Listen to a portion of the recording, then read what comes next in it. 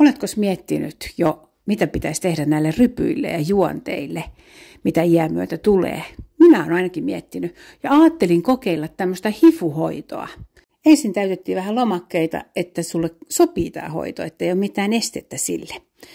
Meikit pois ja sitten ruvettiinkin piirtelemään naamaan näitä ongelmakohtia, että mistä sitä laitetaan. Voi valita itse, että mitä haluaa, mutta mulla tuntuu olevan koko pärstä sitä ongelmakohtaa. Sitten päästäänkin itse asiaan. Eli tämä kone tuottaa ultraäänienergiaa ja se kiihdyttää kollageenisynteesiä, joka samalla sitten vielä kiinteyttää kasvolihaksia. Ja parhaimmat tulokset, tai oikeastaan niin kuin silloin se on valmis, niin näkyy tuossa 3 kuukauden päästä.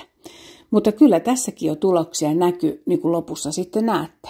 Ja tämä ei sattunut yhtään. Mä vähän jänskättiin, että pisteleekö se tai jotain semmoista, mutta ei tuntunut miltään. Mä menisin nukahtaa tuohon hoitoon.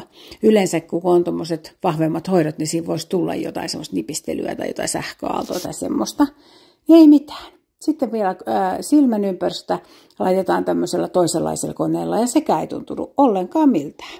Ja sitäkin ehdin jo miettimään, että punottaako naama kauheasti tämän hoidon jälkeen, mutta ei. Oli ihan tavallinen naama, ihan kuin kasvonsa pessy. Tuohon kuvatekstiin mä laitan sitten linkin, missä voit paremmin käydä tutustumassa tähän hifuhoitoon.